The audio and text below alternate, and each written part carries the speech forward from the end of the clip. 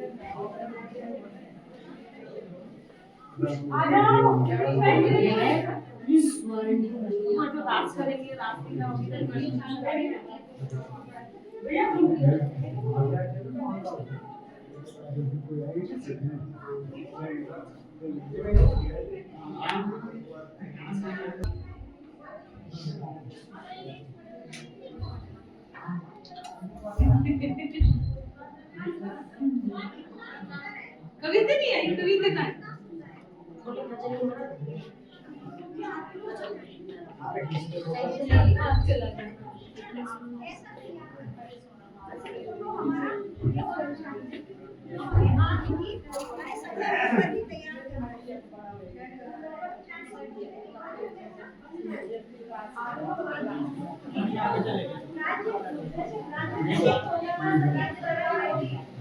उसी समय पर ही जनता की एंट्री होती है, हमारी प्रजा की एंट्री।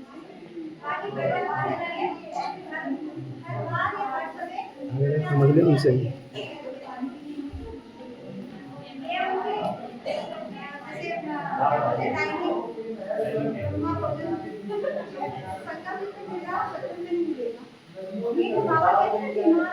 हर चीज की डिमांड अलग अलग और वहाँ पर जो भेदभाव होंगे हमारे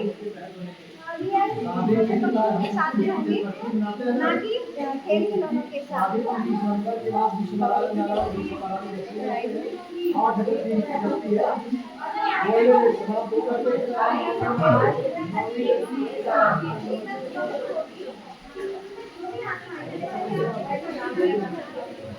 और उसमें अच्छी आवाज आती है।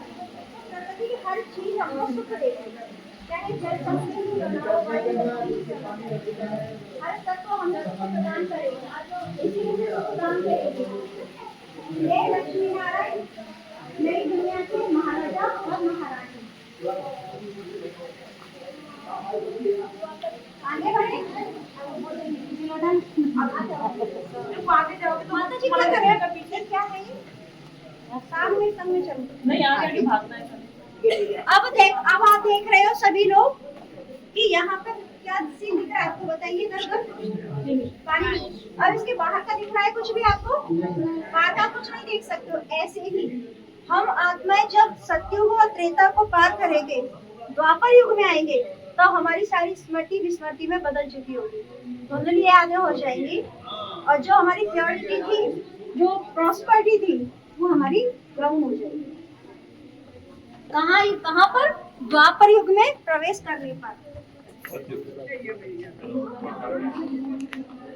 अब हम आ गए हैं द्वापर युग में। देखो कैसा है ये द्वापर युग, कैसी है फीलिंग है आती है। वहाँ कितना अच्छा लगता था सतयुग में, सतयुग एकदम वाह। क्यों? क्योंकि वो सुखदायी दुनिया थी। वहाँ हर एक प्राणी, मनुष्य मात्र सब एक दूसरे को सुख देने वाले थे, तो वाइब्रेशन भी सुखदायी थे।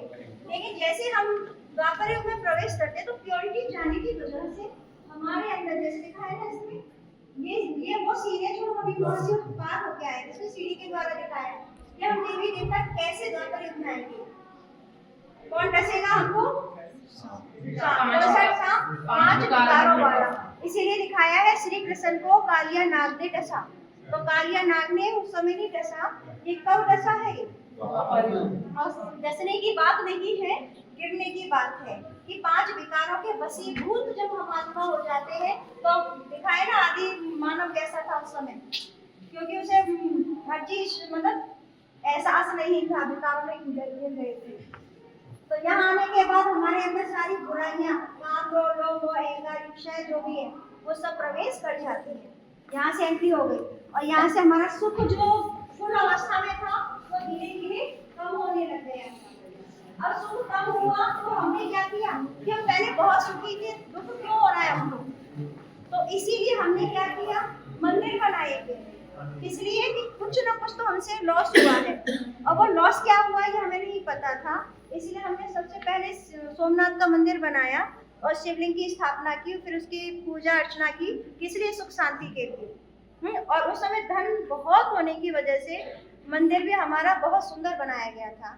और शिवलिंग जो रखा था वो कोहिनूर हीरे का रखा गया था, जिसको सब दिखाया ना मुसलमानों ने लूट लिया। मोहम्मद गजनवी ने 14 बार अटैक किया और उसे लूट लिया। फिर उसके बाद ये तो रहा हिंदू जो देवी देवता धर्म की आत्मा थी, जो अपने आप को सनातनी कहलाने लगी। आदि सनातन देवी देवता धर्म की आत्मा स्वयं को क्या कहलाने लगी, सनातनी। द्वापर युग में आने के बाद सनातनी, जो आज कर रहे हैं ना सनातन धर्म सनातन धर्म, तो ये सनातन धर्म हमारा द्वापर युग में हुआ करता, जो आज अपने आप को हिंदू असली जिसको याद दिलाने के लिए सब मेहनत करते हैं। इधर और धर्मों की आत्माएं इस्लाम धर्म के, हिंदू के बाद माना देवी देवताओं के बाद आता है इस्लाम धर्म, इस्लाम के बाद बौद्धि के बाद क्रिश्चियन, इस तरीके से धीरे धीरे और धर्म आते गए और हमारे भारत में, हमारी दुनिया में लोगों की वृद्धि होने लगी और हमारा दुख कम होने की बजाय और बढ़ता गया। हमने पूजा अर्चना सब तरीके से की लेकिन फिर भी सुख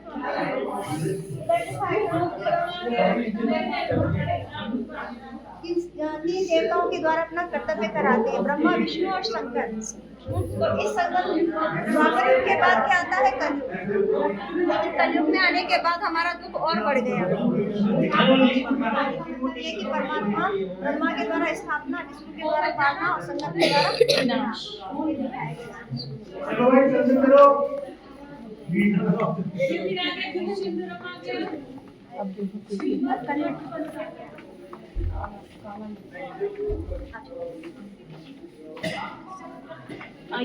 अब हम द्वापर युग से प्रवेश करेंगे कलयुग में। अब द्वापर युग से कलयुग में प्रवेश करने के रीजन दिखाया है, देखो सत्य की बोली भी होती है, सत्य के लिए मेहनत की गई, मसाल लगाई गई, लेकिन फिर भी सत्य हमारा क्या हो गया, डाउन हो गया। और डाउन होने का कारण क्या था, वो ब्राह्मणों के अलावा कोई नहीं जानता, और उसका कारण है काम, क्रोध, लोभ, मोह, अहंकार, बुराइयां। सत्य तभी जीतता है जो बुराइयों को जीतता है। तो आज देखो द्वापर युग में आने, द्वापर युग से निकलने के बाद जब कलयुग में आते तो आज का इंसान कैसा हो गया, ऐसा देखने में तो ऐसा लगता है, लेकिन हकीकत में जो अंदर की स्थिति है उसकी वो भिखारी से भी बदतर है। ऐसा व्यक्ति हो गया वहाँ पे। क्या बन गया, भगवान ने कैसे बनाया, इस चीज के भिखारी, सुख शांति आनंद प्रेम हर चीज के सुख भिखारी बन गए। और भिखारी बनने की वजह से हम इधर उधर जगह जगह जाके प्राप्ति करने की कोशिश करने लगे। शायद हमें मस्जिद में मिले, शायद हमें गुरुद्वारे मिले, कहीं भी मिले, लेकिन मिले। इसमें दिखाया गया है महाभारत युद्ध के बारे में तो सब जानते ही है ना। महाभारत युद्ध में जो रथ खींचा था वो किसने खींचा था, श्री कृष्ण ने। श्री कृष्ण ने मानो वो सारथी बने थे और रथवान कौन बने थे, अर्जुन। और रथ कितने घोड़ों का था, 5 घोड़ों का था। लेकिन ये युद्ध बाबा कहते हैं नहीं, वहां नहीं हुआ। कहाँ पर, द्वापर युग में, जो लोगों ने दिखाया है। ये असल युद्ध कौन सा है, अभी ये असल युद्ध है हमारी अपनी कर्मेंद्रियों का। क्योंकि आज हम मनुष्य आत्मा स्वयं को भूल चुके हैं, हम अपने आप को भूल चुके हैं। 5 इंद्रियां कौन सी होती है हमारी, और हाथ, मुख। ये हमारी 5 कर्मेंद्रियां हैं, 5 ऐसी ज्ञानेंद्रियां हैं। आज बाबा ने हम बच्चों को आगे आ जाओ, तो इनको कंट्रोल करना किसने सिखाया, शिव बाबा ने हमको सिखाया। हमने अपने आप नहीं किया, शिव बाबा ने अर्जुन को ज्ञान दिया और अर्जुन कौन है? वो मनुष्य आत्मा जो ओटे। आ जाओ। ये देखो, ये न्यूटन की गति दिखाई है। तुम जो करोगे वही पाओगे, और वो भी प्रेशर के साथ। हम सोचे कि मैंने तो इतना सा किया, इतना ज्यादा क्यों मिला? जैसे सुख ज्यादा मिलता है तो दुख भी हमको उतना ज्यादा ही बढ़ के मिलेगा।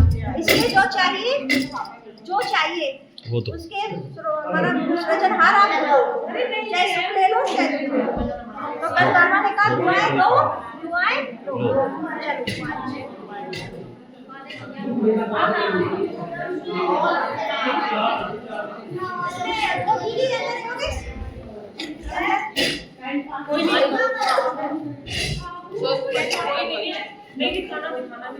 सारा बच्चों के 1 घंटा हो गया, आधे घंटे का टाइम हो गया।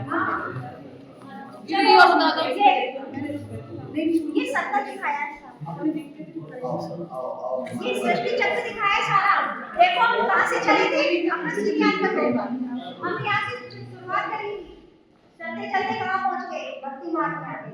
भक्ति मार्ग से चलते चलते हम कहाँ पहुँचे? अब हमारे मन में परमपिता परमात्मा ने सदा युग पर एक नाव डाली है, ज्ञान की नाव। अब जो इस नाव में चढ़ेगा वही नई दुनिया में जाएगा, और जो नहीं चढ़ेगा वो रह जाएगा। जैसे लिखा है ना, कोई पूजा पाठ कीजिए, कोई किसी कीजिए, किसी को ज्ञान सुनाओ, कहते समय नहीं है। लेकिन बाबा ने क्या कहा, इस नाव में जो आएगा वही जाएगा। तो जिसे जाना है वो इसमें सवार हो जाए। यस, परमपिता परमात्मा का दिखाया ना, परमपिता परमात्मा लास्ट में फिर से धरती पर आकर हम बच्चों को नई दुनिया का रास्ता दिखा रहा है। और साथ में लेके भी चल रहे हैं। अब हम संगम के ऊपर आ गए। रोशनी माता जी अंदर है, वो उसको ही ढूंढ दी थी। हम संगम युग में प्रवेश कर चुके हैं। यहाँ देखो बाबा क्या कहते हैं, जैसे दिखाया ना छेनी हथौड़े। यहाँ कोई किसी को तैयार नहीं कर रहा है, हमेशा याद रखना। यहाँ हम स्वयं को तैयार कर रहे हैं, और तैयार करेंगे तो उसमें छेनी हथौड़े भी लगेंगे। बिना छेनी हथौड़े लगे हम देवता बन नहीं सकते। तो छेनी हथौड़े कौन सी होती है? परिस्थितियाँ, समस्याएं जो भी आती है, ये अच्छी बात है, क्योंकि हम तपस्वियों के लिए ये मौका है। अगर ये नहीं होगा तो हम फरिश्ता कैसे बनेंगे, और फरिश्ता नहीं तो हम देवता कैसे बनेंगे? तो ये है हमारा असली उद्देश्य। देखो बच्चों, तपस्या के द्वारा हमको ये बनना है फरिश्ता, ठीक है? और फरिश्ता से ये बनना है हमको देवता। अब वो कैसे बने तो इसमें दिखाया है, हर कर्म करते हुए तुम शिव बाबा को याद करो, चाहे छोटा से छोटा कर्म हो, चाहे बड़े से बड़ा कर्म।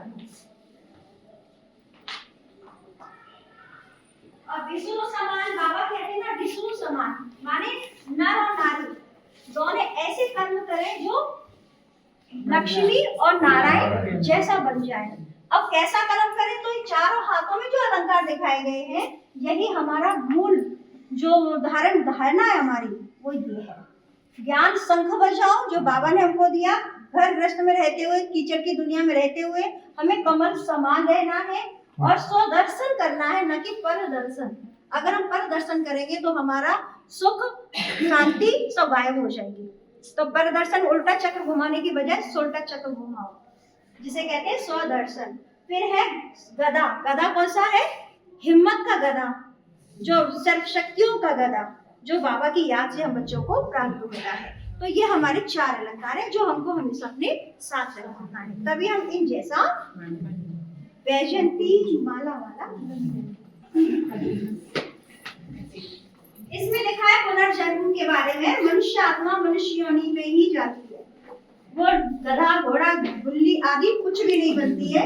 चाहे हाँ ये हो सकता है कि वो देश में जन्म ले सकती है या विदेश में जन्म ले सकती है, काली गोरी कुछ भी बन सकती है, लेकिन बनेगी मनुष्य ही। बाकी वो गधा घोड़ा कुत्ता बिल्ली आदि नहीं बनती है।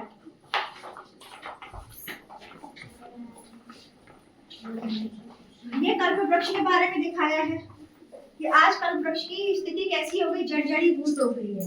तो इस जर्जरीभूत कल्प वृक्ष को फिर से हमें हरा भरा बनाना है। तो इसलिए बाबा परम पिता परमात्मा जो बीज है इस कल्प वृक्ष का, वो इस समय फिर से हम आत्माओं को ज्ञान और योग के द्वारा सींच रहे हैं। और जैसे हमारी सिंचाई होगी फिर से हमारे वृक्ष हरा और भरा हो जाएगा। ये विनाश का सीन दिखाया है, इसकी दुनिया हमारी आज विनाश की कगार पे है। अंदर है वीडियो तुम्हारा आ रहा है, आपको वीडियो नहीं है? ये देखो खाने के बीच में संगम योग दिखा रहे वाला कलर दिखाया काला, तो कलयुग में कैसे है जो आपको पांडवों को मिल जाएगा सालग्राम वहाँ पर दिखाइए की हॉल में आप। साथ दिखाइए।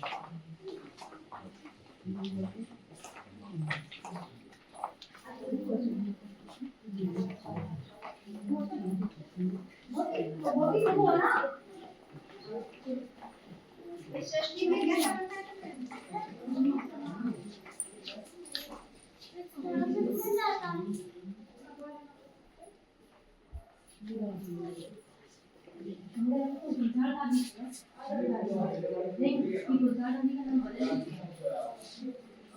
बीच में तो